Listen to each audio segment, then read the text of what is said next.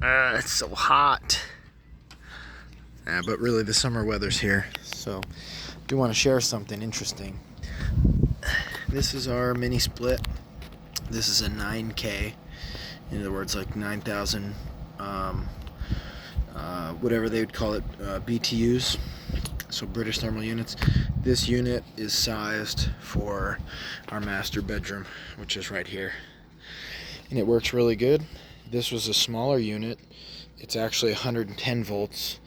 I probably would go with a 240 volt model.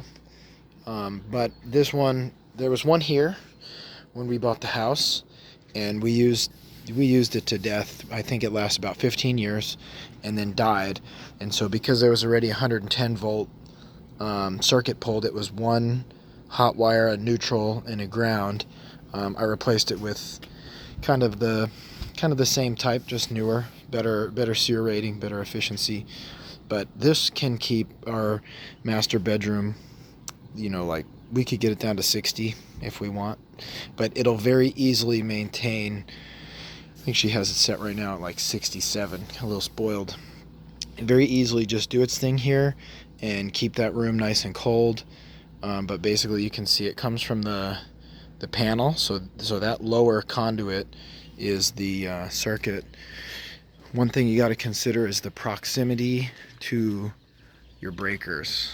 So for me, mine came from here, right? And then that gets dropped down, it goes into this conduit. The conduit is just surface mounted to the stucco. Keep it nice and low, comes over here, boom. So basically power, you could say, comes from your breaker panel or a sub panel, and then goes into the unit. And then this is the outdoor unit, so this is the condenser, the compressor, the fan, and then from there, you see where it goes in here, right there. From there, what happens is some things leave it. So in this black tubing, what appears to be tubing, there's the two refrigerant lines, a small one and a big one, so the high side and the low side. And those need to go through your wall to the back side of your indoor unit, which I'm going to show you another one. And that's going to make your cooling. There's also a wire in there, so you don't have to run power to the indoor unit. You just have to run power from the outdoor unit along with the high and low side lines, and it pokes right through and goes right to the indoor unit. Then the indoor unit, because it's got the evaporator, which is cold, there's going to be some water condensation. So this thing here is a drain line. And this is basically just a replication of how it was installed, like I said, like 15 years ago. But I'm actually not thrilled with it. I'm going to do a little trim. They make a nice trim now. I'm a little bit more familiar, and I can actually show you what that looks like right now. On the way to show you that trim, though, I'd like to share something with you. This was our central AC, and I like these mini splits so much, I actually yanked that central AC out with a propane furnace in the attic, and I put in this, which is a heat pump style technology, mini split type, but it's actually made to retrofit an existing central air conditioning unit. So our central air conditioning unit was 30 years old. Took all that out and ran this. So it's kind of a side point, but these mini splits have impressed me so much, I went ahead and just preventatively pulled out the old central AC, and now I've got something more similar here. Now to the mini split I was going to show you. Alright, so this is a larger mini split. This one's a 24K, 24,000 BTUs. But this one's actually for my shop space. This one I just installed 3 weeks ago, and you'll notice the installations are going to get cleaner and cleaner, and I'll explain why. This unit, it's again, they're right on a pad. That's typically how they would be, a plastic pad or a concrete pad. I couldn't put it just on the dirt here. And you'll notice the power comes from this box. So this is a proper disconnect, like any, there's fuses like a normal AC disconnect. The reason that this one is cleaner is because when we were doing this construction, brand new, I knew that I was eventually going to want to put one in. So I ran the wires inside the wall and popped it out at this box, and I just left some wires, you know, capped off and turned off in the main panel, so that box was there. So you don't have to see any of the surface mounted conduit or anything. It just boom appears. But you're still going to have this little conduit here because that's what brings it from the box to the unit. The unit gets its power, and this one's a 30 amp 240. So this one's, in fact, the 30 amp will run any of these, even bigger than a 24K, but the AKA a 2-ton. So the circuit's 30 amps. This thing would never pull 30 amps anyway, but it's bigger because the space is bigger, and there's ways to do calculations. A professional would really do that, but I ballparked it. And so similar, this unit takes the power, and then you can see the power will leave the unit and go to these tubes. And if you notice, this one, I did put the channel on. I actually haven't even finished it, and I need to get a little 90 cap for where it goes through the wall. So I was really concerned about how to make that penetration through the wall and have it be watertight. It ended up not really being that big of a thing. Just a hole saw cut through. We took the lines from the indoor unit, stubbed them out, and then just did a nice outdoor rated adhesive and packed that whole thing through. I put a little spray foam on the inside, totally hooked it up, and then when this channel goes on, it'll look really nice. The channels were little scrap pieces that my friend who's an HVAC professional had.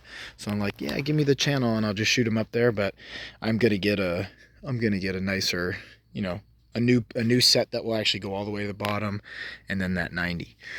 So this unit's pretty stinking amazing. I'll show you what it looks like inside.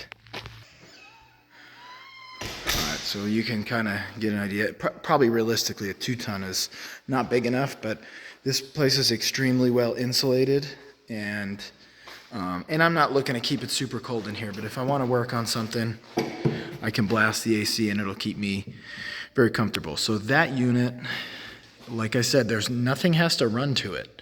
You don't have to have anything on the wall. You don't have to run power to it or anything. Let me turn the light on. All right, you can see a little bit better. So this unit, if I want to turn it on, I just mounted a remote right here. I'll just hit the on button. I can adjust the temperature. It'll hold the temperature. Or if I'm like just coming in for a few minutes, I'll turn it on and I'll blast it way down. I can actually set up for Wi-Fi on this one to just like a programmable thermostat. I could have it come on, cool to a certain temperature, change temperature, get a little bit colder when I know I want to use it, or just you know, any of that stuff is programmable through Wi-Fi. But if you want that, you have to make sure that it has the Wi-Fi function. Not all of them do.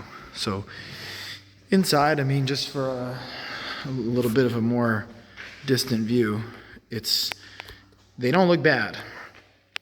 Inside of a bedroom, you know, they look all right. In a garage, more than satisfied with how this looks.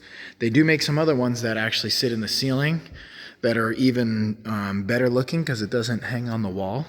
But if it's going to be in the ceiling, like let's say this was a ceiling, the outdoor unit would be the same. The lines would have to run up a little higher and poke into the ceiling, same type of penetration, and then they would go in your attic. They'd be, you know, mounted to essentially the floor of your attic to where that ceiling unit would be, and they'd hook up right there. My only real beef with the ceiling mounted ones is if you mount it over here, there's a lot of lateral, no slope, flat travel. So they actually have to have a little condensation pump to pump the condensation water out. And I don't know, I was just kind of sketched out by that. This one's nice because it's just goes right outside. So there's really no chance of that that little line or that tube backing up or getting clogged or a pump failing. So I'm not worried about any sort of flood. So I really kind of recommend the wall unit. But that is, you got to live with it hanging off the wall. Now let me show you one more. All right, this one's yet even bigger. You can see it's the double stacker. When they're 3 to 5 tons, they're going to be double stacked like this. So that's 36 to 60K BTU. The double stacker, same type of thing. It's on a pad. Power comes to it. You'll notice the power comes through another disconnect box is the best way to do it. And then power leaves it, but you notice there's 2. So this is actually going to power 2 units. And then there's actually 4 lines in this bundle here. This can run up to actually 5 units. The thing to consider, though, as you see these numbers, A, B, C, D, E, F. So it can run 5. But if this is, let's just say, a 3-ton, your indoor units, you wouldn't really want to, they're up here, this is where my in-laws live. So they have one for their master bedroom and one for their main living space. They could run a 1-ton for the master and then a 2-ton for the main living space, because combined, that's 3 tons. So if, let's just say, they wanted to do a bigger addition and build above that RV garage space where we were, and they wanted another 1 ton and another 1 ton, then they'd be at 5. So the outdoor unit would need to have been a 5-ton, and then they could run all those indoor units. So this kind of cleans it up, because you're not going to have a whole bunch of units all over the place. But interestingly enough, for this 3-ton and 2 air handlers, which are the indoor units that I just showed you on the wall, it would have actually been cheaper to just go with 2 separate standalone units. Those standalone units can be pretty cheap. That one for the garage I showed you, the 2-ton, I think I got that for like $800, and this thing was like $3,000. So I could have spent like $1,600. But you know, just the way it's going to be 1 unit, it's going to be cleaner. I could see why you'd want to go with the combined one. So can't imagine there's a whole lot of people with 3 different mini splits and a converted house mini split. So I got a unique way to show you all these. And one more thing that makes this installation so clean is this was engineered for the construction right off the bat. So we knew that this is what we were going to do. So we ran the lines when it was bare frame, just timber, and like popped them out. This was really pretty much all set for when they showed up to come do the stucco. So they were able to stucco around it, so you don't have to even do any surface mounted lines or anything, just because it was done so early on in the construction. So that's pretty much it. The other interesting point is I've done the math, and here in California we got some pretty high electricity prices, but even this unit at about 34 cents a kilowatt hour costs under $1 an hour to run. So, and that's while it's running. So I'm not talking about like if you turn it on for an hour and it runs a half an hour and it doesn't run a half an hour, that would actually be like more like 50 cents. So if you turn this on and blast it, it's literally $1 in this area. If you're in a cheaper place, like 15 cents a kilowatt hour, shoot, you'd be 50 cents or less per hour to run these. They're much more inefficient than the central AC unit is. And so that's why you see them all over the place here. But I would really recommend it. If it was me personally, I would pick a couple rooms in your home, maybe 1. Let's say it's your master bedroom, or 2 if you like multiple rooms. And I would hook these up to those couple rooms, and I would just totally have it just as cold as you want. It gets to be a lot more money when you want to run, your whole entire house that cool. So our house back in the past, we've had it upper 70s. Now we have the house set to, I think 72 during the day and then 74 in the evening when they double our electricity rates here in California. But even still, we keep the master bedroom really nice and cool. Like I said, 67. And then in here, I rarely use this one, but even with all these running, I'm still only looking at a few dollars an hour. And so It's a killer deal to be comfortable. I'd recommend it to anybody considering it. And plus, I don't pay $1 for electricity anyway. I just size the solar system to account for all this stuff. So it all just runs. I don't pay anything. But I do know what it would cost. Hope that helps somebody.